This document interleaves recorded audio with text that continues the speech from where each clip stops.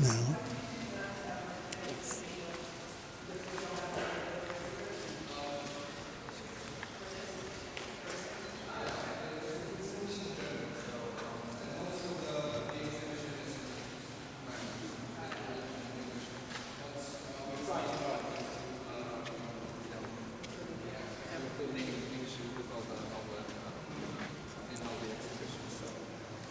I'm sorry for that.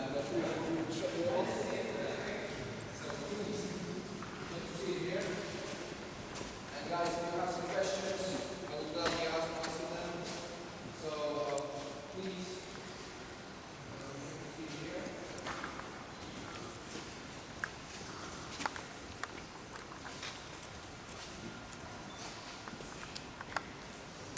Your friend told me that tomorrow you're going to Auschwitz, so I won't tell you anything about that. You will learn about the camps tomorrow. So, but only remember one thing, that these were German camps on the territory of Poland. These weren't Polish camps. So the staff there were all German and German troops. These were only located on the territory of Poland, which was captured by the Germans. So. These objects, especially these pajamas, are they were owned by a few people who were prisoners in Auschwitz, and also this one was in Mauthausen in Germany. Are they original? Yes, they are all original, and these are some documents saying that one of these guys was a prisoner at this camp, and these are memoirs. Of the prisoners there. And this guy here, Witold Pilecki, he's also here with his family. He's a great hero because he was a Polish soldier, a Polish officer. He fought in the Polish Bolshevik War, then in the Second World War. And guys, one big thing, he volunteered to go to the Auschwitz camp. He volunteered to go to a concentration camp to organize not a partisan group, but really to organize resistance in Auschwitz. And he was the chief of the resistance in Auschwitz. Then he fled the camp with two of his colleagues. He gave the reports to the Polish underground state in London and also for the British and American state. But really the British and the American diplomats didn't believe him. That they didn't really believe in 1942-43 that such things occur in the camp. So that the killings of Jews, Polish citizens, and then eventually, like our patron, he was captured by the communist regime, and he was shot dead. He was put on. No, these are uniforms. These are pajamas of the people who were prisoners in the camp. This one was I think in Karl Dachau in Mauthausen, and these are from Auschwitz. Tomorrow you'll see more of these, so I won't tell you anything, and we can proceed further. And as I said, the ring appears to commemorate the terror of the Nazis, the Germans in Poland, and I will attract your attention to this one here because an interesting and important thing. In 1939, the 1st of September, when we were attacked by Germans, they attacked Westerplatte in Gdańsk, in Danzig, and Wieluń. The Luftwaffe bombarded Wieluń, the city of Wieluń. And then on the 17th of September, the Soviets attacked Poland from the east, and they eventually divided our country.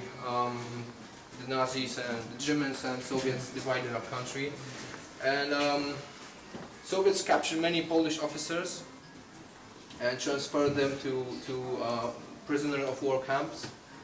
And then in 1940, Stalin gave an order to exterminate all the officers. So approximately 25,000 Polish officers, policemen, and were shot dead in. It's now Russia. It's near Smolensk. When the Soviet regime captured Poland in 1944-45, the official propaganda was that the Germans did it. The Germans killed the Polish officers in Katyń and other places, and that it will happen in 1941, but the truth was that it happened in 1940 and the Soviets did it, but we could not tell in Poland that it happened really, because the Soviets were, the communist regime was quite hard for us, and one of the Home Army soldiers, Valenty Badylak, he put himself on fire in 1980 on the Krakow main square because he didn't want the lies to occur again, and it was a protest of him, and so that the Poland and the whole world would know that the Soviets killed our officers. And in 1990s, when Poland regained its sovereignty, kind of, the Soviets, the Russians, said that they did it eventually. But today it's also a big problem with the Putin regime. So they don't think they're blamed for this. So like with the Ukrainians, but we will tell about that then later. Organized Council for Helping Jews. Rada Pomocy Żydom, it's in Polish. And the council was organizing food and they helped the Jews during the war, also in the ghetto uprising, the Warsaw Ghetto uprising in 1943, and they were trying very hard to help Jews, and that the Polish citizens which were Jewish by origin or birth, trying very hard to help them. So and sometimes it's forgotten today. So but I think that you will learn about this more tomorrow. So please, we can proceed on the level -1. So you can see the Poland. This is Poland in 1980 to 1939. The borders are different. Today this is Lithuania, this is Belarus, and this is Ukraine. Lvov and Vilna here. Big Polish cities. They are now today. They aren't today in Poland. So, and so guys, the Germans defeated really the Polish army, but this was the chief of the Polish army, Marshal Edward Śmigły-Rydz, and eventually he fled on the 17th of September. He fled the Polish territory. He left most of the troops and the officers fighting the Germans still. And he went to Romania because Romania was our ally in 1939, and eventually, unfortunately, the Romanian state arrested the Polish president, Ignacy Mościcki, who also fled, the Polish diplomats, the Polish state, and the British commanders. But still, Warsaw was still fighting at the end of September. And Marshal Śmigły gave an order to organize armed resistance in Poland, underground resistance, when the whole Polish territory will be captured. So Major Edmund Galinat stole a plane from the Romanian army in Bucharest, and he flew to Warsaw to organize resistance. He contacted one of the highest in rank Polish generals here, General Juliusz Rumel, and this guy here, Division General Michał Karaszewicz-Tokarzewski, was the first organizer of the Polish resistance, of the big Polish resistance in Poland. The first name of the biggest Polish resistance group was Service for Poland's Victory, Służba Zwycięstwa w Polsce, and it was established on the 27th of September 1939. So so Warsaw was still fighting the Germans, but we were already organizing an underground army of Polish soldiers, of ex soldiers who were fighting in the war, and also volunteers, young men who didn't fight in the war. They were and the Home Army eventually in 1944, it was like 400,000 Polish soldiers, so close to 500,000 Polish soldiers, but only 30% of them had arms, were armed. So, and the lack of arms, of ammunition was the main problem for the Polish resistance. And really, the British supplies dropped by planes. They couldn't, do a difference for us because they were so low and they were. So please. Wojciechowski, the Polish president, the president of the Polish Republic, and the guy which we have seen there, Marshal Edward Śmigulec. He was the chief of the Polish army after Józef Piłsudski's death. And Józef Piłsudski was a great hero. He fought in the First World War and he won. He was the chief. Our state was captured arrested by the Romanian. Our constitution had some, things written that we could organize a state in exile. So General Władysław Sikorski went to France and he organized a state in exile in France, first in Paris, then in Angers. And so the Polish state was rebuilt again. And then after the defeat of France, and Sikorski also organized the Polish army in France. It was like 90,000 Polish soldiers fighting in the war with the French troops. And eventually they didn't want to surrender to the Germans, the Polish troops, so they were transferred to Great Britain. And also the state in exile, government in exile was transferred to Britain, and it was there in London until the end of the war. And then Stalin and also Churchill and presidents of the States, Roosevelt, they said that our state in exile is illegal, and the one which is legal is the communist state. So it was a big problem for all the soldiers and the state in Great Britain, because we had soldiers fighting in Italy, in Holland, in Belgium, and in France, the panzer troops. So they were forbidden to come to Poland again. These men were forbidden for. And they were collecting intelligence and some parts of the rockets which were destroyed. And they would transfer these to Great Britain. Send intelligence to the British Air Force to bombard sites. And eventually these rockets were that the Germans fled the Polish territory in 1945.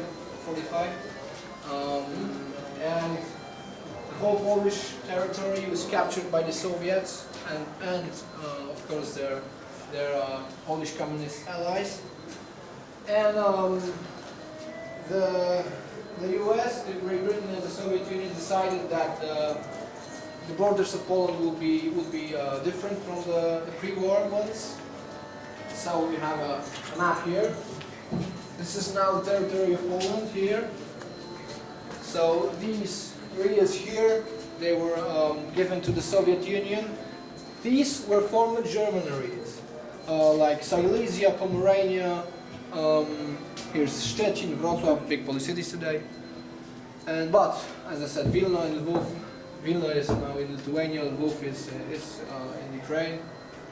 And kind of a resume. Approximately, this tableau doesn't say anything, but approximately 6 million Polish citizens were killed by within the German occupation. In this, approximately 3 million Polish Jews, citizens of Poland, which were Jewish by birth. So, and the Soviet occupation, it says here, is like from about 1 to 500,000, but this doesn't count the deportations and all the terror which occurred after 1945. So these were way more. And one thing, the crimes of Ukrainians committed on Polish citizens within the war. Guys, it's not a very important thing within the Polish, within the Ukrainian case, because Ukrainians are trying to tell the world that this is not their fault. But guys, 1943, when the whole Polish territory was captured by the Germans, in the Volhynian voivodeship here, the Ukrainians started to exterminate the Polish citizens there. They were killing women, children, and elder men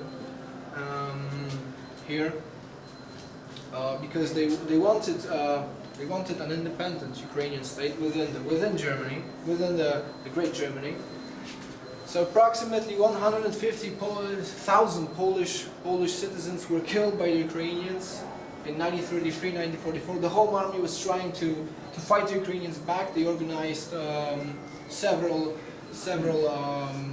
strongholds to protect the Polish citizens there. But we were a minority there. So the Ukrainians had their advantage. The German state wasn't doing anything. So the Wehrmacht and this wasn't doing anything. They were waiting for the Poles and Ukrainians here to kill themselves. So and today these guys, UPA, Ukrainian Insurgent Army, these guys are considered heroes in Ukraine, and they are telling that these guys fought the Germans, but they do not want to say that the Ukrainian Insurgent Army was killing unarmed Polish children, women, and elders. So he was a Polish soldier.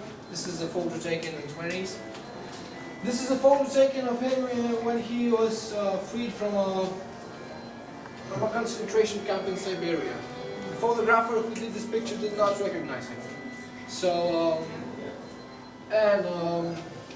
several thousands of Polish patriots were arrested and transferred to Siberia, many of them from the Home Army, because the communist propaganda was like that only the communist partisans were fighting the Germans. So it's like the People's Army. The People's Army was a communist organization fighting the Germans, but also the Home Army. And the official propaganda was like that the People's Army are the heroes, the Home Army, these are traitors working with the Germans. So we're back upstairs in the Home Army Museum.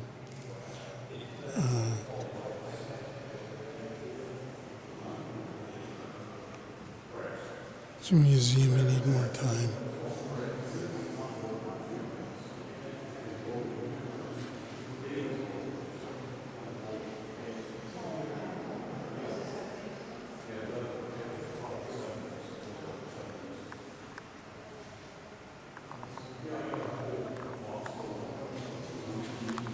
Nice and tidy. So when Polish army retreated, the buildings were there. So and first it was established as the camp for the Polish political prisoners, because Germans, when they started the invasion into Poland, they already the special teams which were coming behind the main. Behind the Wehrmacht, it was the so-called those kind of special task Einsatzgruppen. They were coming with a list of people who had to be arrested. Mostly these were intelligentsia, intellectuals, members of the elite. So the brain of the country, members of the political parties, influential people. So these were the first prisoners of the camp, and the first transport to Auschwitz came already in summer 1940.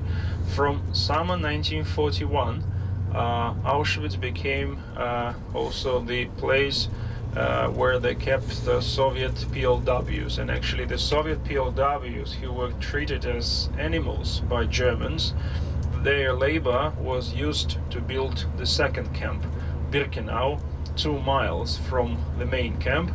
And then from the end of 1941, Birkenau became the site of the biggest site of the extermination of the European Jews. One of the reasons also why the camp was built over there, Auschwitz, was and still is a quite big railway junction. This is a major railway from Krakow to Prague. Trains which even now go to Prague, to the capital of Czech Republic.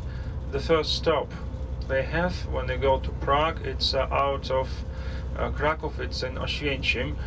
We'll pass the train station when we're driving into the city, and you'll see there are a lot of tracks, a lot of cargo carriages over there. It's Upper Silesia, so it's industrial area, so it's a number of different loads coming to and fro.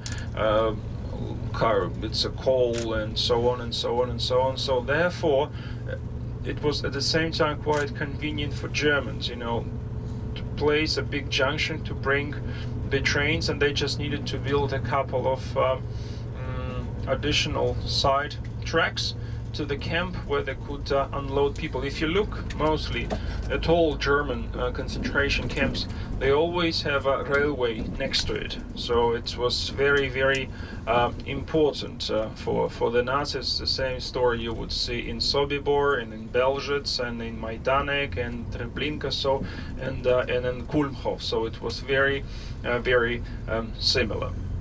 And so now we are kind of already out of Krakow. We're going through those little towns. This place we're just passing now is called Liszki, famous actually for the sausage, local sausage called Kielbasa Lisiecka, so the Liszki sausage, quite nice and very garlicky. And you will see when we're driving those 45 miles, the towns and the villages going to be all the time an hour away. That region of Poland, we call it Malopolska, or in English sometimes people say Lesser Poland. It's one of the most densely populated areas in the country. So, and there are quite a lot of little towns and especially villages. So now I'll give you just some moment of silence, and I will talk a bit when we get closer already to Auschwitz, to Oświęcim. In Warsaw and in Krakow, and so it's also here. Only here we are much closer to the beginning of it, so it's much